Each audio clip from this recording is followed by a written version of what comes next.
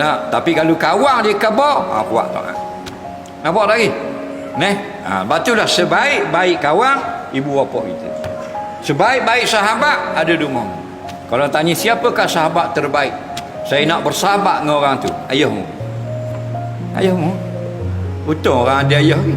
Faham? Tu sahabat terbaik kita. Dia sanggup mati kerana kita. Kawan kita sanggup mati. Dah, dia prank balik kita. Faham lagi? Pemimpin kita sanggup mati tak kerana kita? Dah, hari ni tak turun minyak. Jangan politik contoh. Okey?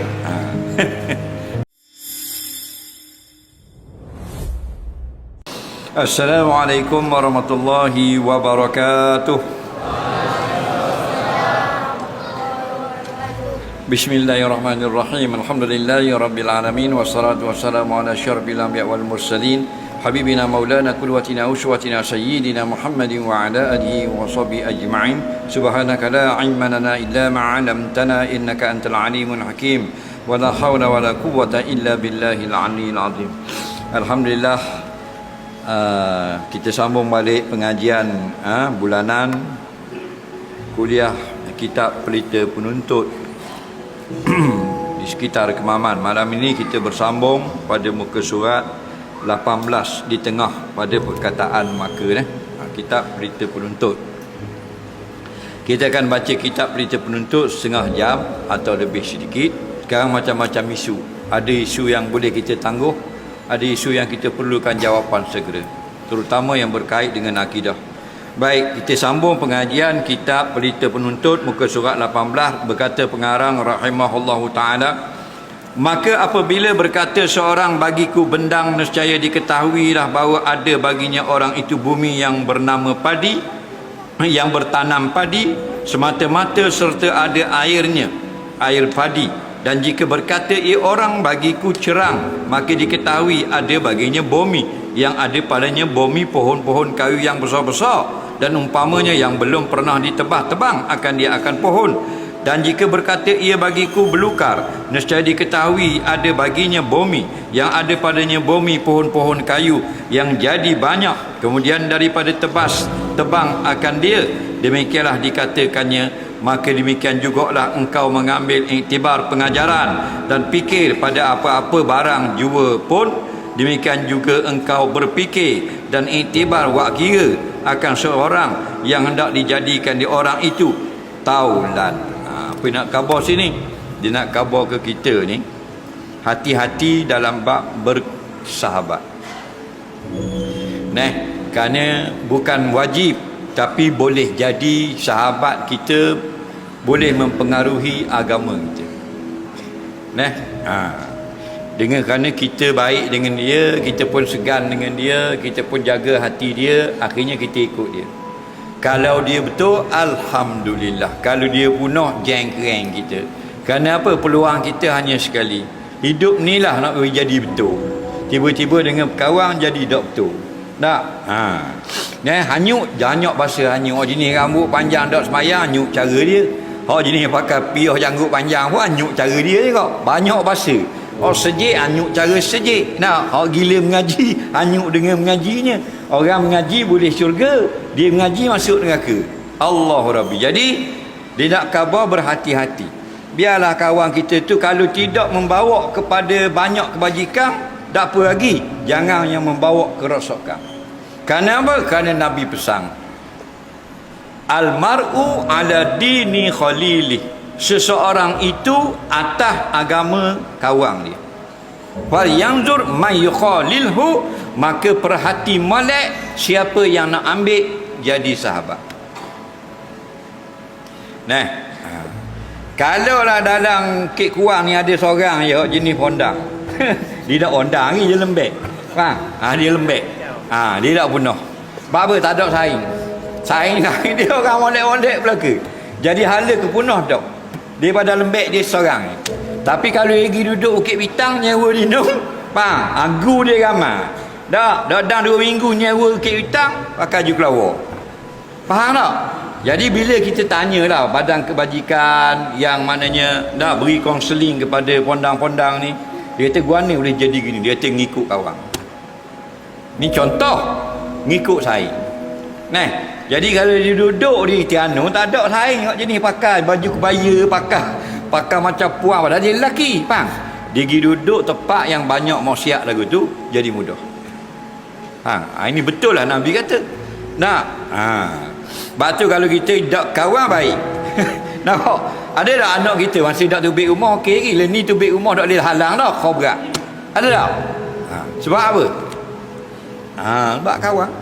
Ni yang Nabi kata. Al-mar'u ala dini khalili. Nah, kalau kita khabar satu benda ibu bapa tak kuat mana ketaatan anak kita.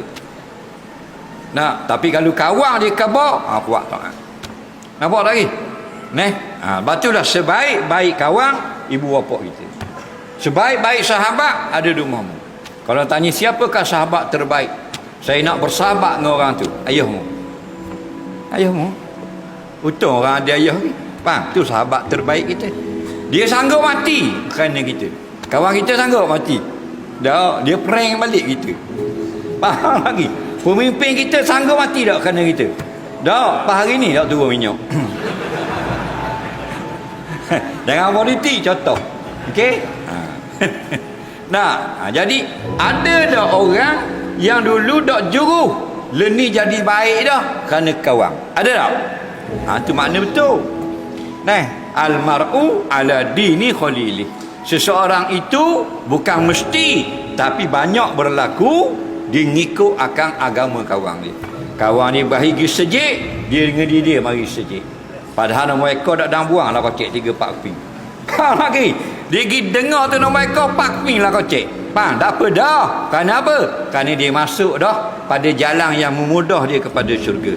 Nampak? Man salaka tariqan ila talabil ilmi sahalallahu lahu tariqan ilal jannah. Barang siapa buat satu laluan, guna motor, guna jalan kaki, guna Vespa, guna lori, guna bank, guna kereta, nak pergi dengar, nak pergi ceramah sekali, Allah akan buka sekali jalan ke syurga lagi. Nampak? Jadi kalau orang cakap, orang kata kita ada bendang, maksudnya dia ada satu tanah yang ditanam padi yang ada air di dalamnya, orang faham? Daya katalah bendang tu ada padi dan sebagainya. Cukup orang kata saya ada bendang, orang faham. Kalau orang tu kata saya ada tanah hutang, orang faham dah. Tanah dia ada pokok besar-besar tak tebang. Kalau saya ada maknanya beluka, mana ada rok. Faham? Mana orang faham dah. Tanah dia bukan hutang tapi tidaklah tanah lapang. Nak buat apa-apa kena tebah. Ada beberapa pokok-pokok yang kecil. Maka begitulah kita berkawan ini dengan percakapan. Bila bercakap kita faham orang. Kita boleh buat kawan. Tak payah kita nak cek dia, interview dia 13 jam nak buat saing dah. Dengar dia bercakap boleh buat saing dah. Betul tak? Kalau bercakap pelawak, kalau bercakap kira nak mapu orang, bercakap kira nak kata ke orang, tu boleh kena. Kawan tak molek. Mula dia kata ke orang dulu, lagi kata kita pula. Kita habis biti belanja kau di sana. Faham lagi? Cocok kat belakang kita, minyak kita kena.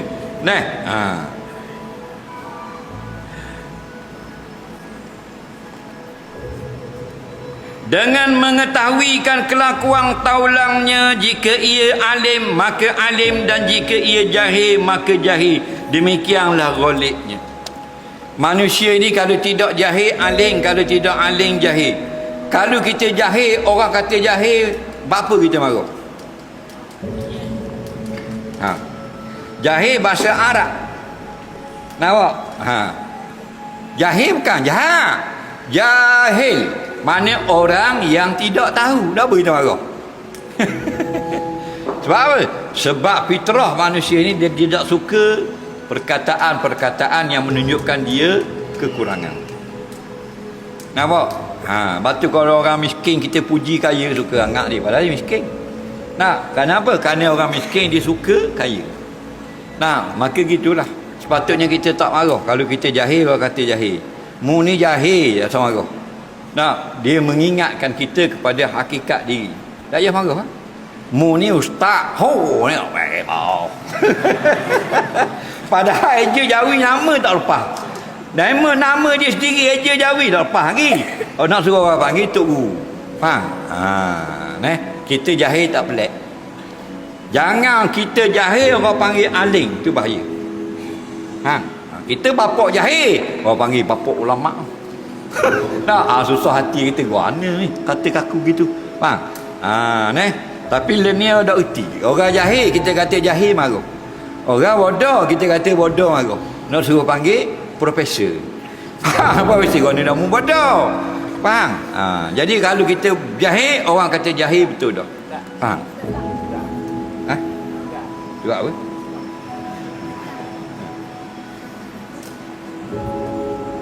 Kita nak tahu jahil, kita kena tahu apa arti alim.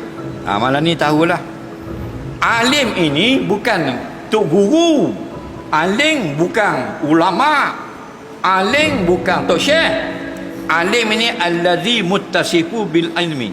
Orang yang bersifat ada pengetahuan tu. Nampak? Dia ada benda yang dia tahu, dia panggil alim. Faham? Tapi kalau kita pakar dengan isim jamak al ulama, maknanya orang yang banyak ilmu ada pada diri. Sebab tu orang alim yang sebenar ialah ilmu itu mengikut dirinya berjalan. Tak ramai dah. Faham lagi? Orang alim dengan ustaz lain. Orang alim dengan asatizah lain. Orang alim dengan penceramah lain. Orang alim dengan pendakwah lain. Orang alim ni ilmu dalam dada dia. Allazi muttasifu bil ilmi. Orang yang ada sifat pengetahuan pada tubuh dia tu. Di mana dia pergi, pengetahuan tu follow dia. Batu orang alim, kalau dia nak menyampaikan ilmu, dia tak tengok kitab. Bukan tengok kitab tu makna jahil, tidak. Alim dia tak tengok gadget, dia tak buka laptop. Faham? Kita ni pakar hadis tapi ada laptop depan. Bila bateri mampu dah ingat hadis. Faham lagi? Betul tak? Imam Bukhari ada laptop pun depan. Imam Abu Daud, Tirmizi, Nasai, Ibnu Majah, Daruqutni, Baihaqi. Betul tak? Dia jalan tu hadis ratus ribu dalam dada dia. Dia pergi di Masjid Baghdad, dia menyampaikan hadis. Dia pergi di Masjid Kahirah, dia baca hadis ribu-ribu. Dia jalan dia saja. Kita nak pergi siapa hadis tu, cah lu telefon. Sebab apa? Boleh Google lagi. Nampak? Gerak tu baik, selok. Nampak?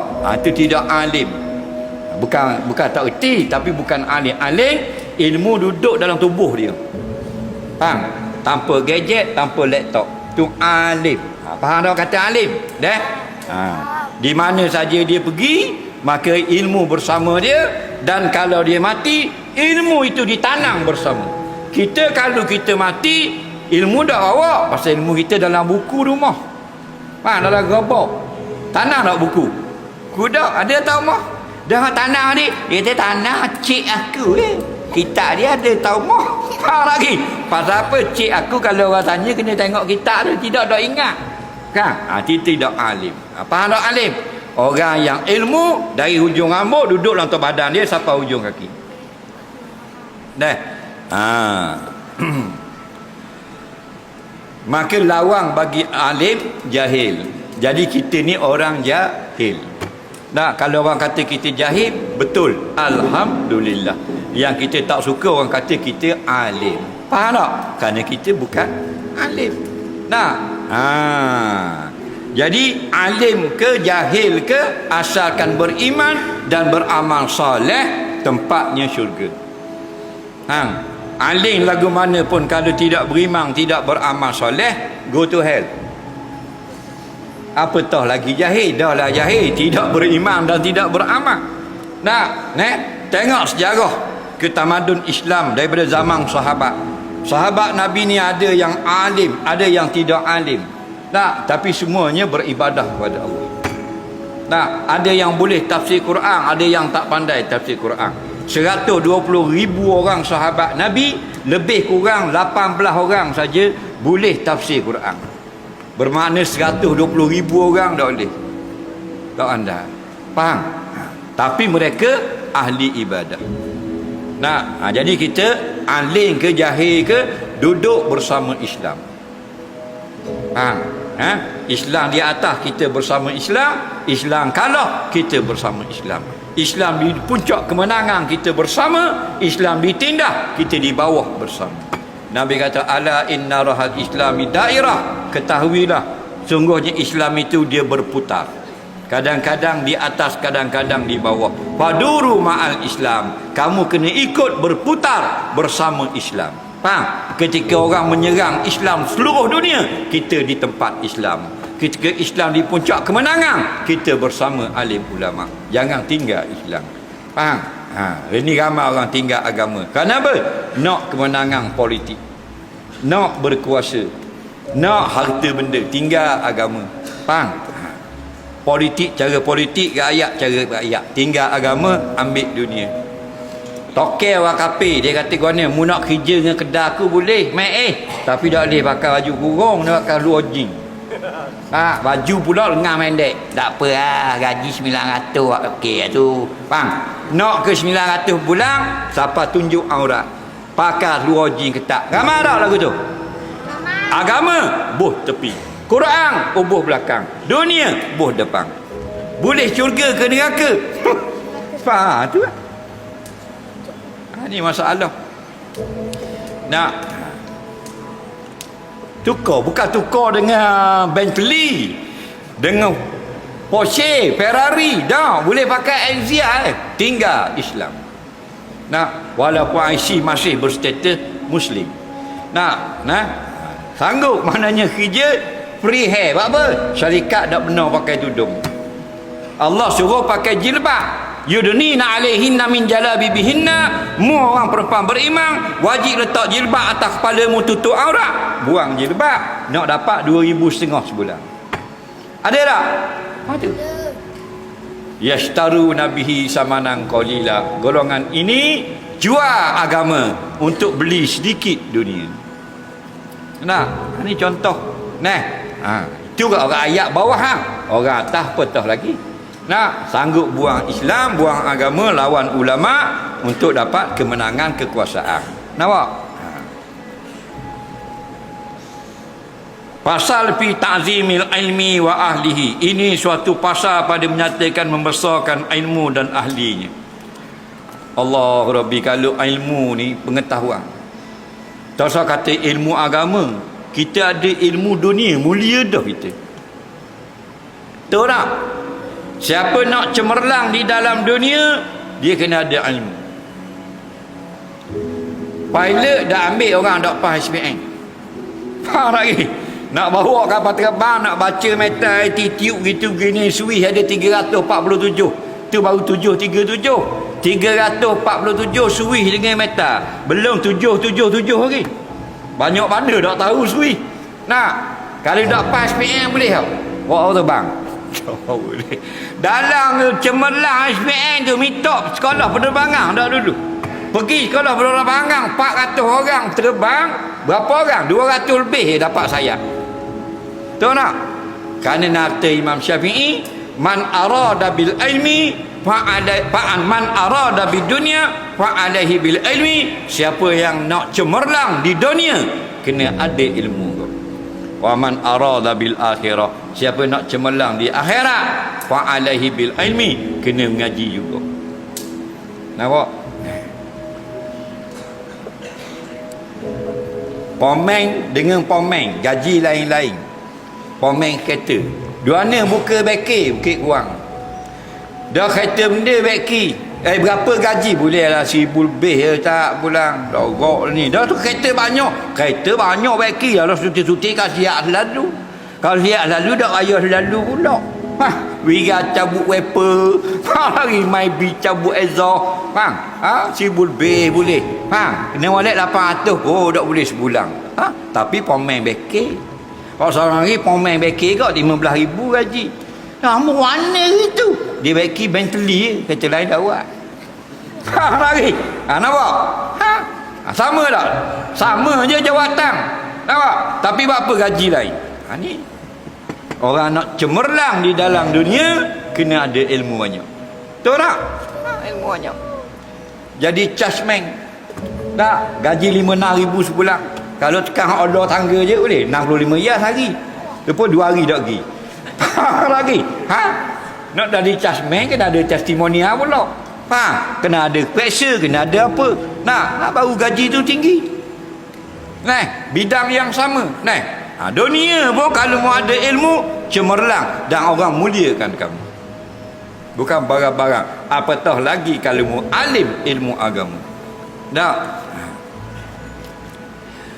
Orang yang paling banyak hafal hadis, nama dia Abdullah Ibnul Mubarak. Tak. Penghafal hadis ni zaman dulu ramai, ada ribu-ribu, tapi yang popular ada lebih kurang 30 orang. Antaranya Imam Hanbali kita, Imam Mazhab Hanbali, Imam Syafi'i, Imam Malik, Imam Abu Hanifah. 4 orang imam mazhab fiqh ni ada kitab hadis. Imam Syafi'i dipanggil Musnad Syafi'i. Nah, Imam Abu Hanifah Musnad Abu Hanifah. Imam Malik kitab dia Al-Muwatta. Imam Ahmad paling besar kitabnya Musnad Ahmad Hanbal, 27,000 hadis dalam. Okey? Jadi ada orang dia tak mau ikut mazhab. Ini ramai tak mau ikut mazhab dalam Facebook. Jenis minum ketung capur bak nyamuk. Faham? Deh. Dia tak mau ikut mazhab. Rupanya nyakit ni lama dah. Dia pergi jumpa Imam Ahmad Hanbal. Saya tak nak ikut mazhab tuan hamba, mazhab Ahmad, mazhab Imam Syafi'i, mazhab Malik, mazhab Lais, mazhab Sufyan Ibn Uyainah dan mazhab Abu Hanifah. Kalau saya tak mau ikut, berapa saya kena hafal hadis? Dia pergi tanya dulu. Faham? Kata Imam Ahmad bin Hanbal, awak kena hafal sekurang-kurangnya 300,000 hadis berserta dengan sanad. Sini siapa hafal 300,000 hadis ke Mamang? Pasal ada dengar sekor 2 tak mau ikut mazhab ke Mamang? Ada dengar dah cerita. Nampak? Adik cukam. Tak mau ikut mazhab, ikut Quran hadis terus. Gila terus. Kita dulu masa bodoh percaya juga, baru betul ikut Quran dan hadis. Bila kita belajar, rupa orang cakap itu orang gila. Faham? Tak boleh, kena ikut pandangan ulama rupanya. Faham? Sebab ni banyak nak bodoh orang. Dia kata tak guna dah kita ikut mazhab, pasal Quran dan hadis sudah ada. Jadi kita jawab, dah apa anak mu pergi atas sekolah, buku sekolah dia jual dah kan kedai, beli baca di rumah bah. Asal atas sekolah. Dah di atas sekolah tu pasal nak terang, cikgu nak terang buku tu takut salah faham. Gitulah dengan mazhab. Imam mazhab tolong terangkan apa makna Quran dan hadis ayat tu. Takut mu salah faham. Tahu tak? Anak dia bandar atas sekolah. Baca diri lah. Betul?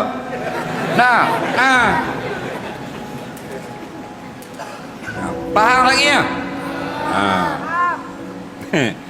Jadi Imam Ahmad kata boleh kalau mu tak mau ikut mazhab, mu sendiri kena hafal 300,000 hadis. Nampak? Sekarang Al-Hafiz, orang ingat 1000 hadis. Al-Hafiz. Nampak sekarang? Muhaddis. Al-Muhaddis sekarang 1000 hadis ingat. Nampak? Ni. Tinggi ni pakat dalam dunia sekarang. Al-Muhaddis 1000 hadis ingat dengan sanad. Haddasana akhbarana. Nampak? Haddasani akhbarani. Kena ada dulu menceritakan simpulan kepada aku, kepada simpulan menceritakan kepada simpulan menceritakan kepada guruku menceritakan kepada aku. Dia kena ada sanad. 1000 hadis. Nampak? Kalau ada sekarang tak berapa orang dah.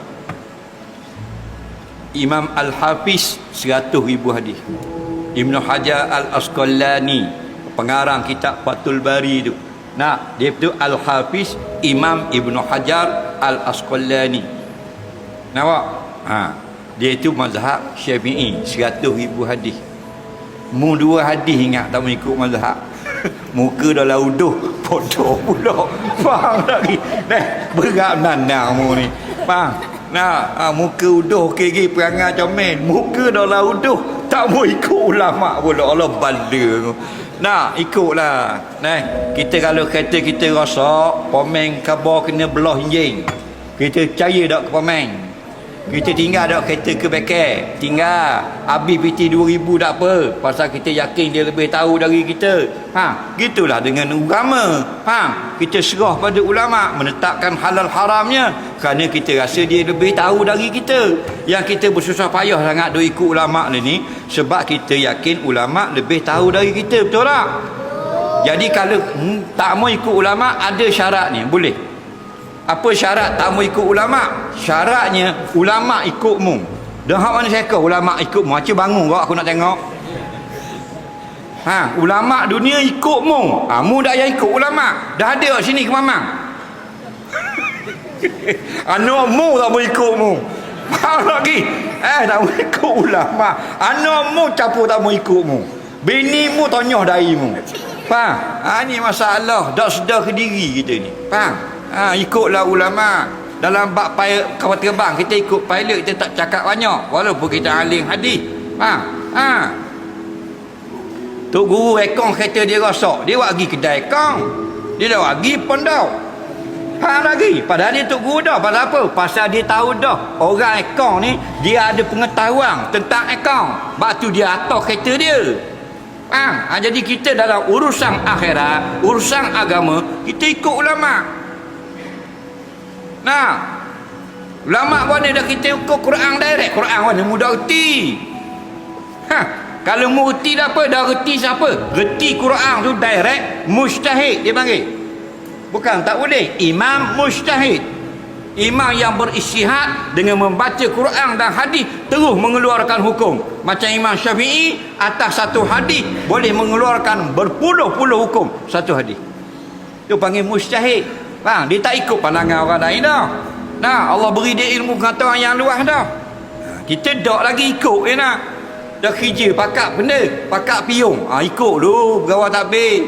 Ni buat macam pengarah. Aduh. Faham lagi dah mau piung-piung lah. Nak suruh timbalan perkara ikut dia. Sedap gamuk mu siapa? Faham molek tu.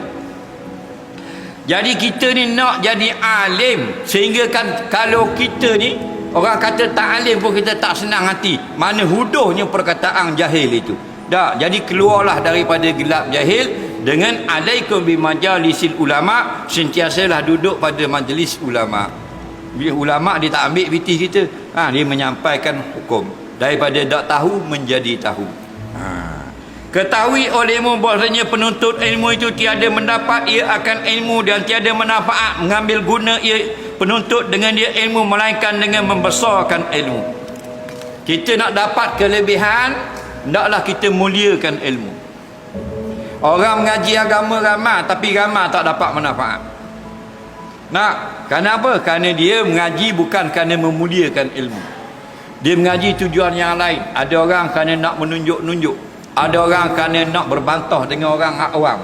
Ada orang supaya dia jadi sehu. Ada orang supaya orang ikut dia seorang, dia jadi hebat. Semua tu tak betul lagi. Tujuan kita menuntut ilmu kerana perintah agama. Talabul ilmi faridah ala kulli muslimin. Nabi kata mencari ilmu agama kewajipan atas orang Islam. Bukan nak sehu, bukan nak viral, nak apa. Allah viralkan kita, alhamdulillah. Tak viral, tak ada masalah. Jangan kita pergi gelepar nak suruh jadi viral, nak suruh jadi hebat. Faham? Buat usaha macam-macam, nak suruh sehu. Dia panggil lapor sehu. Faham lagi? Yang mensuhurkan biar Allah. Kita sendiri suhur diri kita, tak tahan lama. Faham? Nampak? Makhluk dia tak tahan lama. Innakum sayamutun satamutun, kamu semua makhluk akan mati. Barang tak tahan lama. Batu barang siapa yang hatinya bergantung dengan Allah tahan lama. Kerana Allah ini hayyun la yamut, yang hidup tidak akan mati. Kita gagah di makhluk. Makhluk rebah dengan kita. Dalam dak rebah pun tak turun minyak. Dan ahlinya, ahli ilmu. Kita tengok ahli ilmu walaupun dia tidak ulama. Budak mengaji pondok budak mengaji madrasah, sekolah Arab duduk tepi jalan, hormat dia. Assalamualaikum kata. Kalau boleh sedekah dia. Ngaji dua ni lah, ngaji sekolah Arab. Kemamang, ambil pulau ya seorang, 3 orang. Awak minum air tengah hari ni. Faham? Muliakan budak penuntut ilmu. dikira memuliakan ilmu. Kerana apa? Kerana ilmu ni sebenarnya cahaya. Nampak? Al-ilmu nurun. Ilmu itu cahaya. Batu cahaya musuluh banyak-banyak mana pun dalam gelas, ambil gelas yang kosong, faham? Gelas kosong, kecek gelas, 1000 lapu suluh. 1000 orang pegang lapu suluh. Suluh dalam gelas yang satu, masuk belaka tak? Masuklah pasal cahaya. Tapi kalau orang bubuh dah air segelas, 1000 orang lagi boleh tak bubuh air? Tak boleh, dah ada isi. Faham? Tapi oleh kerana al-ilmu nurun, ilmu itu cahaya. 1000 orang ambil lapu suluh, pakat suluh belaka dalam gelas, masuk belaka tak? Masuk belaka. Pecah tak gelas? Tak. Maka mu mengajilah 100 tahun pun segala ilmu akhirat tak akan rosak dadamu, tak akan jadi gila, jadi ising dan sebagainya. Faham? Yang jadi punah tu mengaji ilmu tak betul. Faham? Baca Quran balik, zikir nama Allah balik, faham? Dalam 3 minggu panasan. Lalah duduk atas divider, kaisahang saja. Berapa duk pusing. Lagi tak? Tu ilmu dah betul. Faham? Kalau ilmu agama, mengajilah banyak mana sampai ke mati tidak rosak, tidak punah, kerana dia nur, cahaya. Yukzafu fil qalbi, bukan sebagai cahaya biasa, cahaya yang disuluh ke dalam hati manusia. Nah, mana ada orang ngaji banyak jadi gila ada? Ada. Tapi ngaji ilmu nukir jeng. Ilmu yang tak betul. Suruh berhenti ya. Dan membesarkan guru, wallahu a'lam.